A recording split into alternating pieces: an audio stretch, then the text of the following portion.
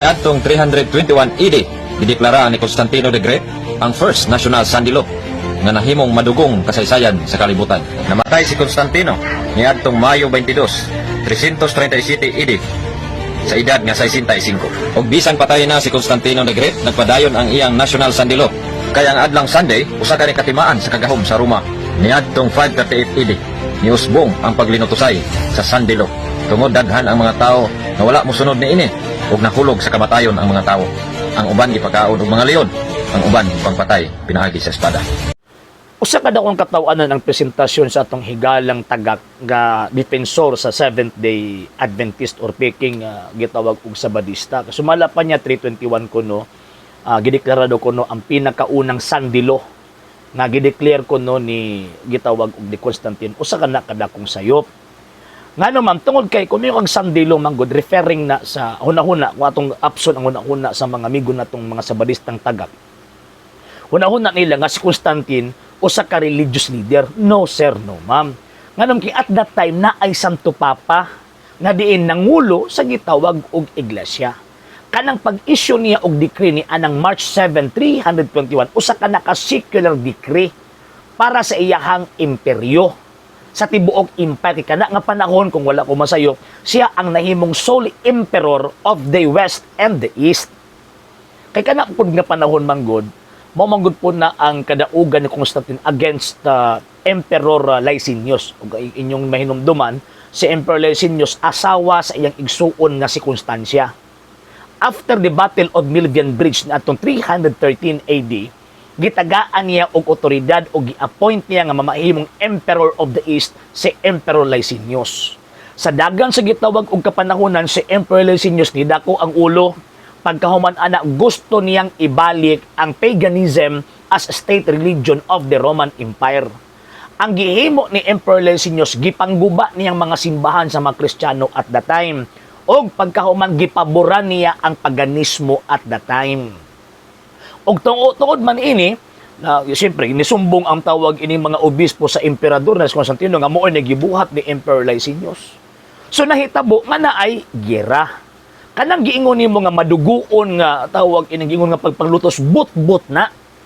Nganong but-but man, gera ang nahitabo, dili pagpanglutos. Gera between Constantine and Emperor Licinius. Napildi si Emperor Licinius gidakop o gipa-exile.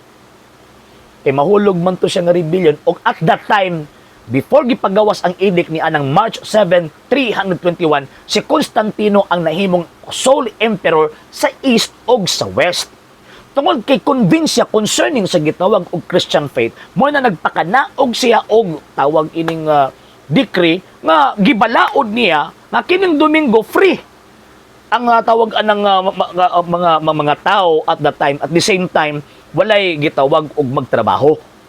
Walay magtrabaho in the sense secularly, not religiously. Kikabalo man pud siya kanang adlaw, mao po ni pagsimba sa gitawag og mga Kristiyanos. O nya, dili pud tanan ana nga panahon, unlike sa 381 AD sa panahon ni Emperor Theodosius, dili tanan ana nga panahon Kristiyano, no? Kana nga panahon ni Emperor Constantino, nag-uban, nabuhi ang duha ka relihiyon ana at that time. Christianity, which is the Roman Catholic Church, and also the pagan religion. Gipang-abolish na ni Constantino ng mga pagano. Hinay-hinay niyang gipangbungkag. So, siyempre, para ma-convert po itong ubang gitawag mga pagano, musulti siya sa language nga masabtan sa mga pagano at the time. Kaya kung may siya Sunday worship to Christ, di man nakasabot ang mga pagano. Muna, giingon nga, Sunday, the venerable day of the sun, kaya para makasabot ang gitawag og mga pagano. And at the same time, kanapod nga panahon, gisimba sa mga Kristiyano si Kristo. Dili ang venerable tawag ining sun nga si Sol Invictus. Dili na mao. Mali ng imong story toy. Mali na mali. Second, kana siya nga tawag ining nga portion sa gitawag og kasaysayan. Si Constantine, ang iyahang gitawag og pamunuan, paborado siya sa mga Kristiyanos. So, ang iyang decree nga secular, purely lang yun na para dito sa secular authorities. Wa siya manghilabot sa religious matters. Wa siya manghilabot, wa niya hilabti ang mga Hudyo nga nagpahulay sa adlaw ipapahulay every 7th day of the week. Wa niya hilabta na. Never nag-decree si Constantino nga i-abolish ang 7th day Sabbath. No sir, no ma'am. Wa pud siya gipamatay nga mga Kristiyano at that time nga nagsunod sa 7th day Sabbath. Wala.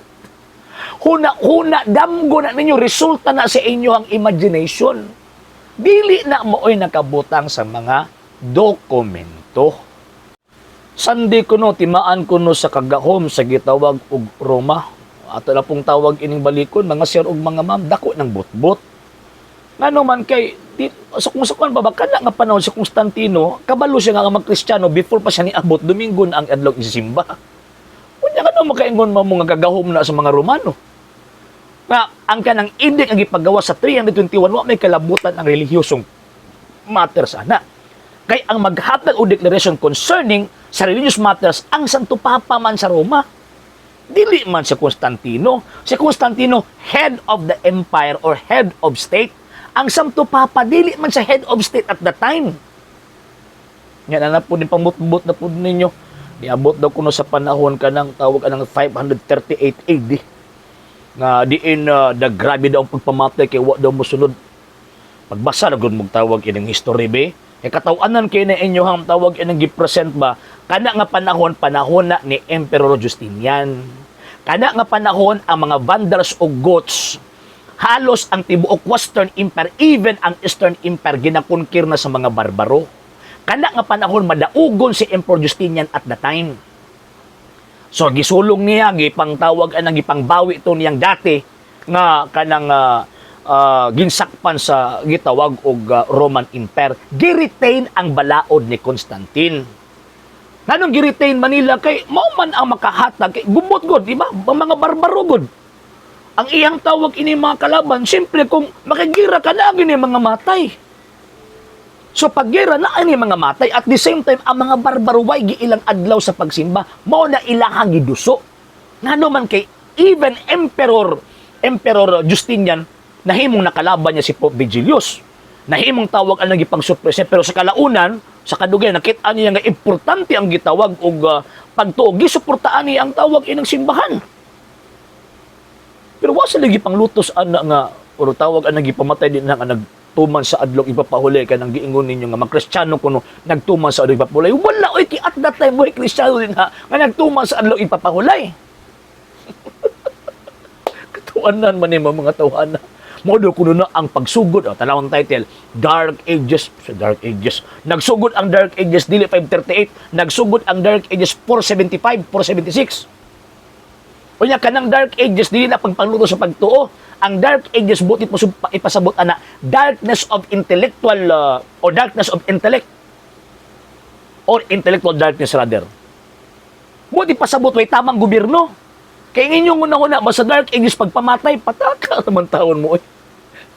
Pagbasa lagi mo kasaysayan, lagi di magpataka ba kay oras og mapangka mo, ulaw kayo na.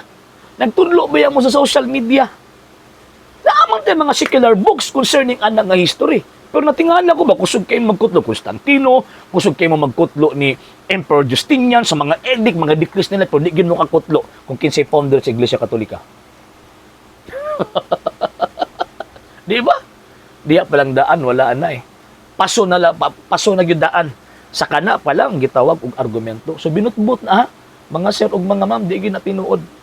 Kanang ilang gipangyawit, gipanglutos ang mga nagtuman sa adlaw ipapahulay. Bot ninyo. Tagahaid ko ninyong tawag anang gisunod kasi sayan be. Nga kana nga pa ilabi na sa eastern part sa panahon ni Emperor Justinian.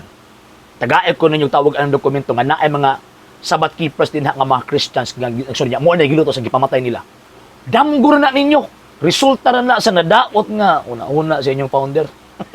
Sa hindi pa po nakapag-follow sa mga pages po natin, i-follow nyo po yung mga pages po natin. RJ Horolanciano II, TV Apolia Punto Argumento page, Kuya Apologist TV page, and RJ's Vlog 2022. And pwede rin po kayo mag-send po dyan ng Facebook stars. And also, sa ating po mga channels. Sa hindi po nakapag-subscribe, subscribe po ninyo yung mga channels natin: Dalay Catholic, Apologist International Official, RJ Sano de Second TV, Kuya Apologist TV, and Barrio Kawayan Religious Forum. And pwede rin po kayo mag-send po dyan ng super sticker, super chats, and super thanks. And maraming salamat po sa mga kapatid at mga Katoliko na always pong tumutulong sa programa po natin. Maraming salamat po. Nang dahil po sa tulong at suporta po ninyo, ang programa po ito until now andito pa rin po sa social media. And until now din po, nangangailangan pa rin po tayo sa tulong at suporta po ninyo, dahil wala po kami magagawa rito mga sir, mga ma'am, kung wala po yung tulong at suporta po ninyo. Sa gusto pong tumulong, sa gusto pong sumuporta, pwede po ninyong ipadala ang tulong at suporta po ninyo sa pamamagitan po ng ating mga account numbers dyan po sa ating pong screen. And pwede nyo po kaming i-message sa ating pong page kung via remittance po yung papadala po ninyo. Maraming salamat po in advance.